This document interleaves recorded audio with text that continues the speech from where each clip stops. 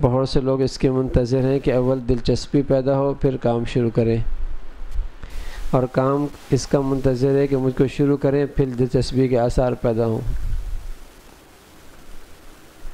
یہ رہتا ہے، کام انتظار کرتا ہے کہ کام شروع کرے تو دلچسپی بھی آ جائے گی اسے، ہم انتظار میں کہ پہلے دلچسپی ہو پھر کام ہوگا۔ ایک طالب نے خط لکھا، نماز کو ضروری سمجھتا ہوں لیکن طبیعت ادھر نہیں آتی، اگر آتی بھی ہے تو نماز میں کوئی لطف نہیں آتا۔ جواب میں فرمایا، طبیعت آنا ضروری ہے یا لانا؟ طبیعت آنا ضروری نہیں، لانا ضروری ہے۔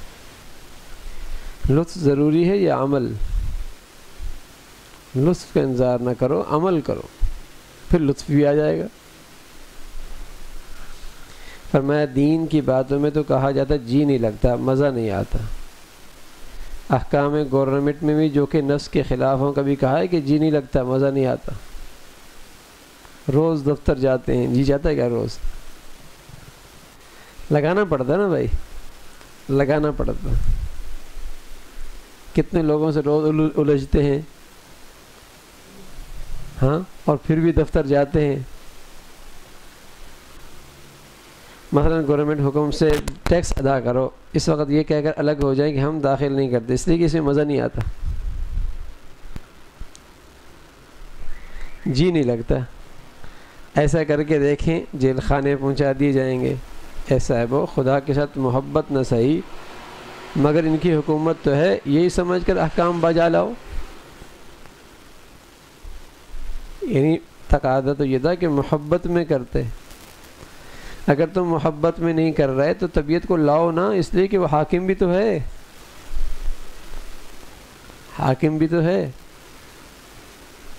لیکن پھر انشاءاللہ جب کرو گے تو پھر محبت بھی پیدا ہو جائے گی، پھر سب کچھ ہو جائے گا، پھر سب کچھ ہو جائے گا۔ بندے کام تو ہر حال میں بندگی ہے، کتنی بے مزگی ہو، کس قدر بے لطفی ہو، پریشان مت ہو، برابر کام کیے جاؤ، دھن لگائے رکھو۔ یہاں یہ تو سمجھو کہ خدا کا تم پر اتنا بھی حق نہیں کہ وہ تم کو آزمائے کہ دیکھو میرا بندہ ہے یا طالب لذت ہے۔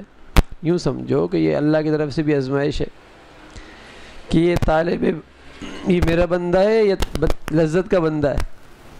اگر میرا بندہ ہے تو ہر حال میں کرے گا۔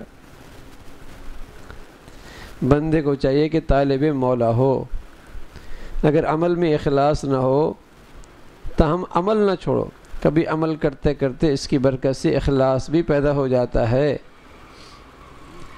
بس اوقات دل میں خیال آتا ہے عمل کروں گا تو لوگ کیا کہیں گے، اخلاص خراب ہو جائے گا۔ ارے میاں عمل نہ چھوڑو، اس کی وجہ سے عمل نہ چھوڑو، ایک وقت آئے گا اخلاص بھی آ جائے گا۔ عمل کرتے رہو اور اللہ سے اخلاص مانگتے رہو۔ جن کاموں کا وقت آ گیا ہو ان کو استقلال اور پابندی سے ادا کیا جائے، اور جن کا وقت نہیں آیا ان کے لیے تیار اور مستعد رہے، کسی وقت بے فکر ہو کر نہ بیٹھے۔ پس دین یہی ہے کہ آدمی کو ہر دم ایک دھن لگی رہے، کسی کام میں لگا ہوا ہو یا کسی کام کی تیاری میں مشغول ہو، یہی دین ہے۔ مسلمانوں کے لیے یہی چیز ہے کہ وہ خدا کو راضی کرنے کی کوشش میں لگے رہیں۔ اگر وہ راضی ہے تو اس نے سب کچھ پا لیا اور حاصل کر لیا، اگر یہ نہیں تو اگر اس کو تمام دنیا بھی مل جائے تو مچھر کے پر کے برابر بھی اس کی وقت نہیں۔ یہ اللہ کے نبی نے فرمایا کہ ساری دنیا مل جائے، کراچی کا خزانہ نہیں، پاکستان کا خزانہ نہیں، زمین کے نیچے والا نہیں، زمین کے اوپر والا بھی، فضاؤں کے اندر بھی، پہاڑوں کے اندر بھی، ساری دنیا کا ایمان نہیں ملا، ہدایت نہیں ملی تو ایسا ہے جیسے کہ مچھر کے پر کے برابر بھی اسے کچھ نہیں ملا۔ پیارے نبی فرمایا کرتے تھے لو کانت الدنیا تعدل جناح بعوضۃ ما سقى منها کافرا شربا او کما قال علیہ الصلوۃ والسلام۔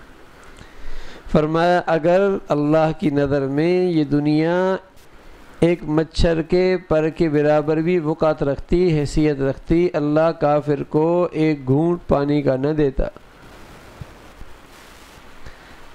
اب کہہ رہے میرے پاس بہت پیسہ ہے، بڑا فخر کر، ارے میں کتنے مچھر کے پر اکٹھے کر لیے، کون سا کمال کر لیے؟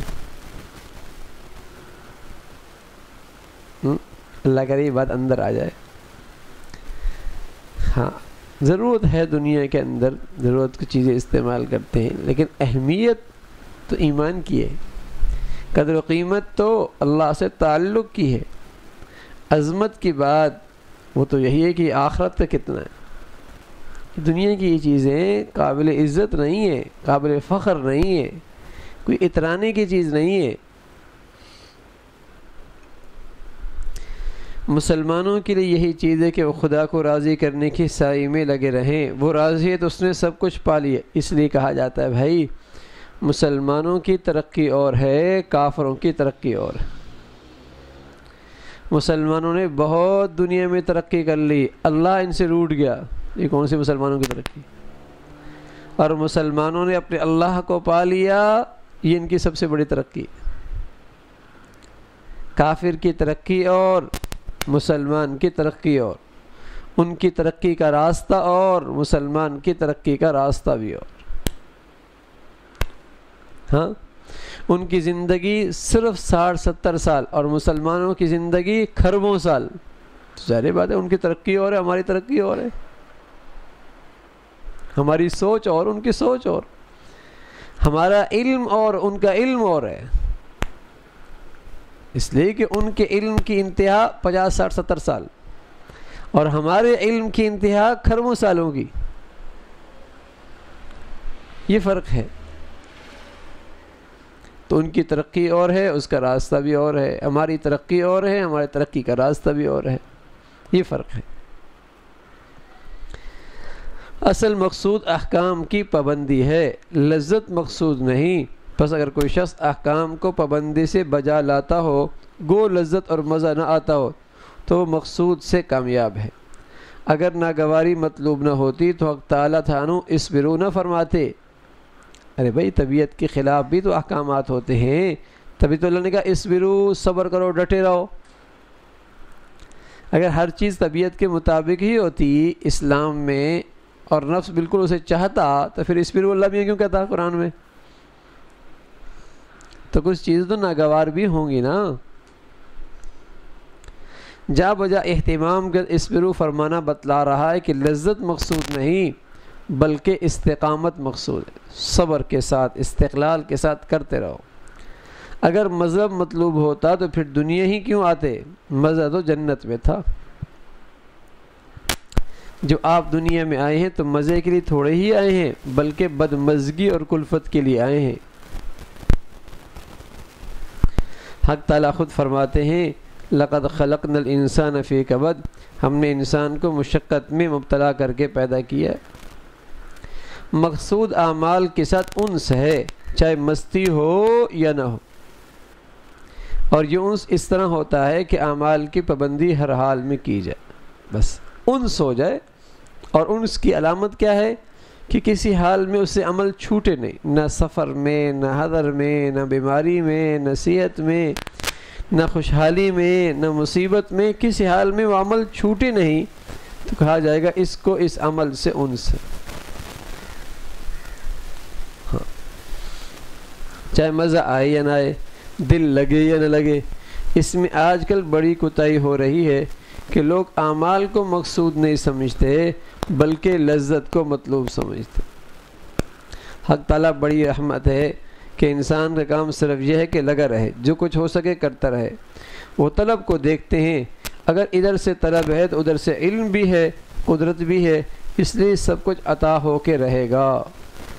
اگر سچی طلب موجود ہے انشاءاللہ اور اس طلب میں لگا ہوا ہے تو وہ اللہ جانتا بھی ہے، قدرت بھی رکھتا ہے، انشاءاللہ مطلوب دے دے گا، مطلوب دے دے گا۔ طلب کے ساتھ لگا رہے، عمل نہ چھوڑے، محروم نہیں ہوگا۔ اپنی طرف سے تو یہی چاہیے کہ اللہ اور اللہ کے رسول کی رضا حاصل کرنے میں اگر ساری دنیا بھی ناراض ہو جائے تو کچھ پرواہ نہ کرتا، مگر اس کی خود خاصیت یہ ہے کہ اللہ تعالیٰ ساری دنیا کو اس کے سامنے جھکا دیتے۔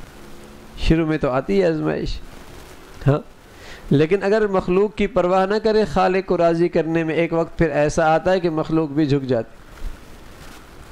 اللہ سلیم الفطرت لوگوں کے دلوں کے اندر اس کی محبت، عظمت، احترام بٹھا دیتے۔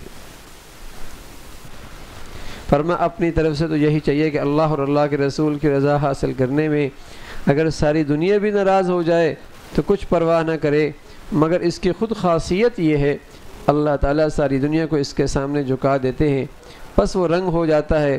فَظَلَّتْ أَعْنَاقُهُمْ لَا خَاضِعِينَ، ان کے سامنے جھکی ہوئی ہیں گردنیں۔ عادت اللہ یہی ہے کہ محنت کا نتیجہ راحت ہے اور مشقت کا ثمرہ سہولت ہے، اس لیے اللہ کا ارشاد ہے اِنَّ مَعَ الْعُسْرِ يُسْرًا۔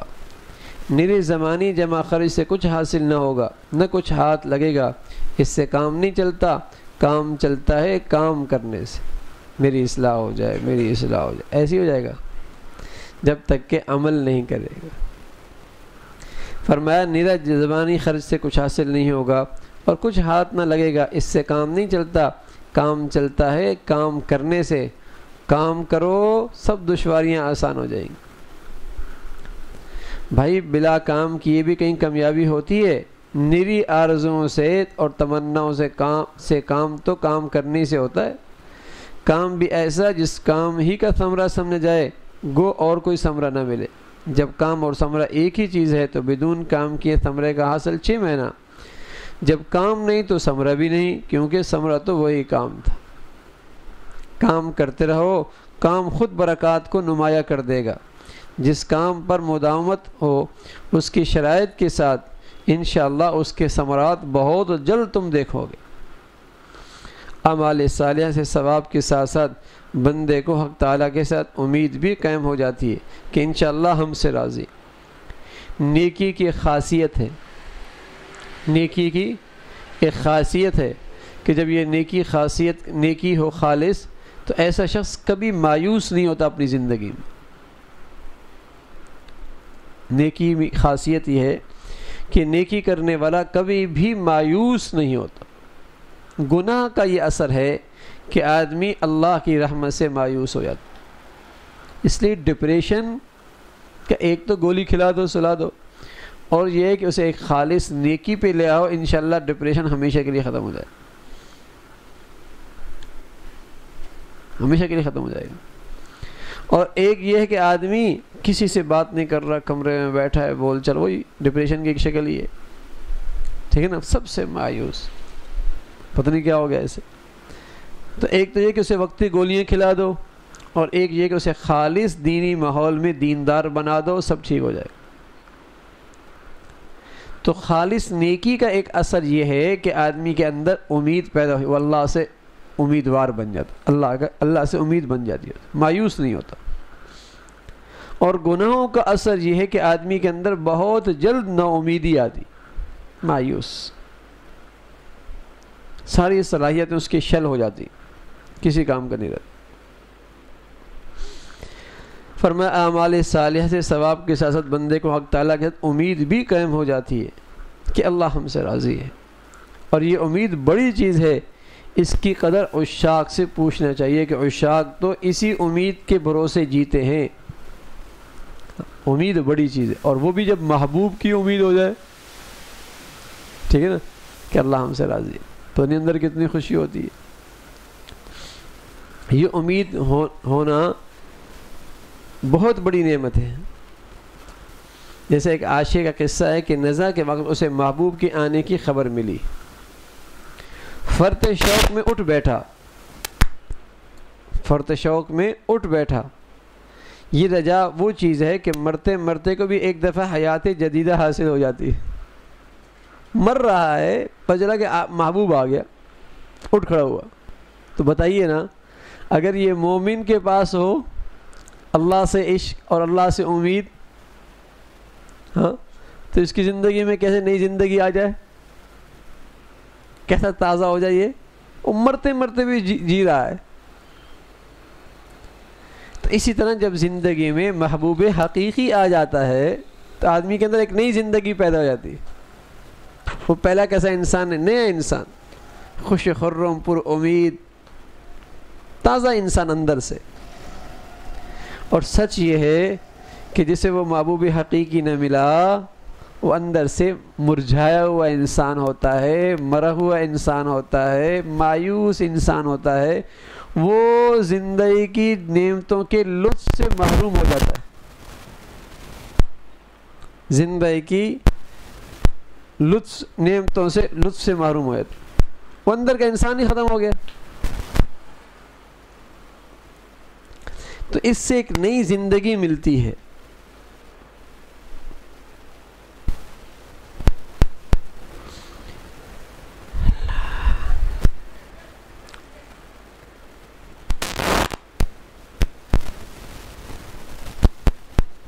فرمائیے تو ضرور سمجھنا چاہیے کہ ہمارے اعمال ناقص ہیں، مگر ساتھ ہی یہ بھی کرے کہ نہ ہونے سے تو اچھا ہے کہ ہو رہا ہے۔ ایک تو بس اوقات شیطان دل میں ڈالتا ہے یار تیرے تو عمل کیا ہے، ایک صورت تو یہ کہ اسے چھڑا دے، یہ بہت بری بات ہے، اور ایک یہ کہ دل میں شکر ادا کر کے اللہ پہلے تو یہ بھی نہیں کر رہا تھا، تیرا فضل ہے کہ کرنے کی توفیق تو دے دی، اس کی برکت سے انشاءاللہ وہ کمی بھی پوری ہو جائے گی۔ اور ایک یہ کہ مایوس ہو یار ہوتا ہی صحیح نہیں ہے، نماز میں دھیان ہی نہیں رہا، اب نماز ہی چھوڑ دو۔ اور ایک یہ کہ الحمدللہ پہلے تو پڑھتا ہی نہیں تھا، اب پڑھنے کی توفیق تو مل گئی، اللہ کا بڑا شکر۔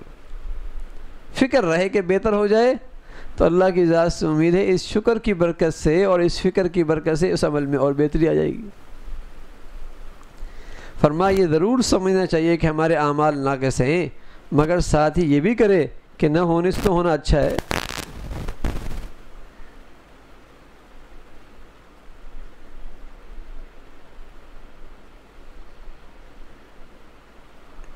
فرمایا انسان کو مایوس نہ ہونا چاہیے، حق تعالیٰ سے اچھی امید رکھنی چاہیے۔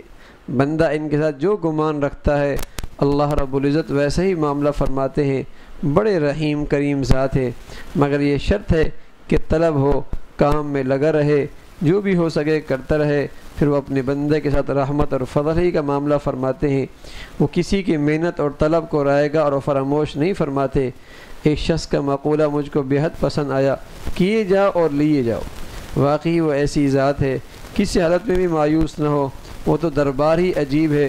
کوئی شخص کتنے ہی گناہ گار کیوں نہ ہو، ایک لمحہ ایک منٹ میں کایا پلٹ جاتی۔ کوئی آدمی کتنا ہی گناہ گار کیوں نہ ہو، لیکن ایک لمحے کے اندر کایا ہی پلٹ جاتی۔ کہاں اللہ کا دشمن تھا اور کہاں سچی کی توبہ کر لی، اللہ کے دوستوں کے صف میں آ گئی۔ وہ تو عجیب ذات ہے، بشرط دیکھے خلوص کے ساتھ اس کے ساتھ متوجہ اور رجوع کرے اور آئندہ کے لیے عزم اور استقلال کرے۔ پھر تو جس نے کبھی ساری عمر اللہ کا نام نہ لیا ہو اور اپنی تمام عمر کا حصہ معاصی اور لہو لعب میں برباد کیا ہو، اس کے لیے بھی رحمت کا دروازہ کھلا ہے۔ جو بندے کے لیے مشکل ہے وہ خدا کے لیے آسان ہے، ایسی ذات سے کون مایوس ہو سکتا ہے؟ جو بندے کے لیے مشکل ہے وہ اللہ کے لیے آسان ہے، اس ذات سے کون مایوس ہو سکتا ہے؟ تو بہت امید کے ساتھ اللہ سے اللہ مانگا جائے، بہت امید کے ساتھ اللہ سے اللہ مانگا جائے، اور سبحان اللہ جب اللہ سے تعلق ہو جائے گا تو پھر ایک نئی زندگی شروع ہو جائے گی۔ اور یہ تعلق کیسے ہوگا؟ جو اللہ نے حکموں کے لیے کہا اسے کرتے رہو اور مانگتے رہو، کرتے رہو اور مانگتے رہو، انشاءاللہ اللہ کبھی محروم نہیں فرمائیں گے۔ الحمدللہ رب العالمین، والصلاة والسلام علی سیدنا محمد وعلی آلہ واصحابہ اجمعین۔ اللہم لک الحمد کلہ ولک الشکر کلہ، اللہم لک الحمد کلہ ولک الشکر کلہ، اللہم لک الحمد کلہ ولک الشکر کلہ۔ نستغفر اللہ نستغفر اللہ نستغفر اللہ۔ سبحان ربک رب العزت عما یصفون وسلام علی المرسلین والحمد للہ۔